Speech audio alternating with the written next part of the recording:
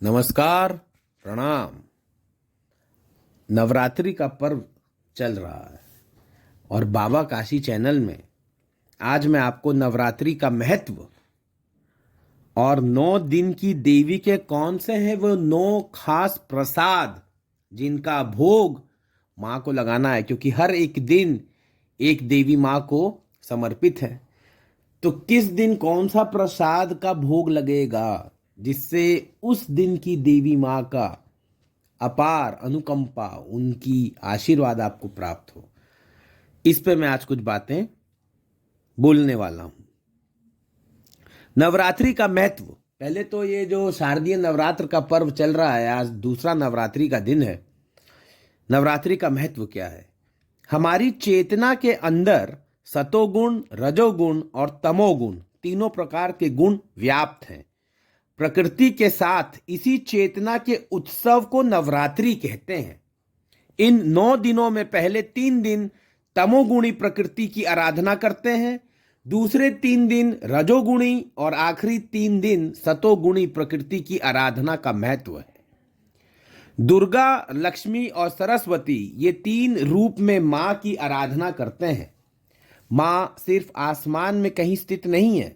ऐसा कहा जाता है कि सभी जीव जंतुओं में चेतना के रूप में ही मां देवी तुम स्थित हो। नवरात्रि मां के अलग अलग रूपों को निहारने और उसी उत्सव को त्योहार के रूप में मनाने का प्रचलन है।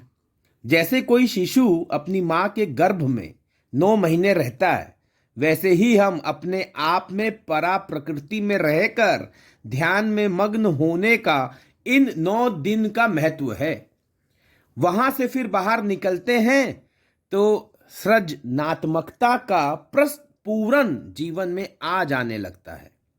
और नवरात्रि के आखिरी दिन विजयोत्सव यानी आखिरी दिन पर विजयोत्सव मनाते हैं, क्योंकि हम तीनों गुणों के परे त्रिगुणातीत अवस्था में आ जाते हैं। काम, क्रोध, मद, मत्सर, लोभ आदि जितने भी राक्षसी प्रवृत्ति है उसका हनन करके विजय का उत्सव मनाते हैं। रोजमर्रा की जिंदगी में जो मन फंसा रहता है उसमें से मन को हटा करके जीवन के जो उद्देश्य वे आदर्श हैं उसको निखारने के लिए ये उत्सव मनाया जाता है। एक तरह से समझ लीजिए कि हम अपनी बैटरी को रिचार्ज कर लेते हैं 9 दिनों में, इस नवरात्रि के पर्व में। हर एक व्यक्ति जीवन भर या साल भर में जो भी काम करते करते थक जाता है, तो इससे मुक्त होने के लिए इन 9 दिनों में शरीर की शुद्धि, मन की शुद्धि और बुद्धि में शुद्धि आ जाए और सत्व शुद्धि हो जाए, इस पर्व को नवरात्रि का पर्व कहा जाता है। तो ये तो नवरात्रि के पर्व की महत्ता के बारे में मैंने बताया, उसका महत्व बताया। और नवरात्रि पे जो प्रसाद, जो भोग माता रानी को लगता है, हर दिन एक अलग भोग हर एक माँ को लगाना चाहिए। तो आइए जानते हैं। नवरात्रि में हर रोज देवी के विभिन्न रूपों का पूजन और उपाय करके माता को प्रसन्न किया जाता है।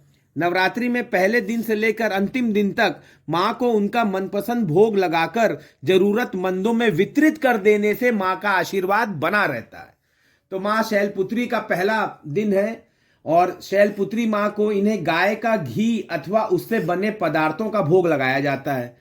और याद रखिए, भोगों को लगाने के बाद आपको जरूरतमंदों में इसका वितरण करना है अगर मां की असीम अनुकंपा और आशीर्वाद प्राप्त करना है। तो मां शैलपुत्री यानी प्रथम नवरात्रि के दिन गाय का घी अथवा उससे बने पदार्थों का भोग लगाया जाता है। मां ब्रह्मचारिणी दूसरा नवरात्र में मां को शक्कर का भोग लगाया जाता है, क्योंकि मां को शक्कर का भोग प्रिय है। मां चंद्रघंटा नवरात्रि का तीसरा दिन शेर पर सवार करने वाली माता को दूध का भोग प्रिय है। मां कुष्मांडा चौथा दिन, मां को भोग में मालपुआ अति प्रिय है। मां स्कंद माता पंचम नवरात्रि में आदिशक्ति मां दुर्गा की स्कंद माता के रूप में पूजा होती है, इन्हें केले का भोग अति प्रिय है।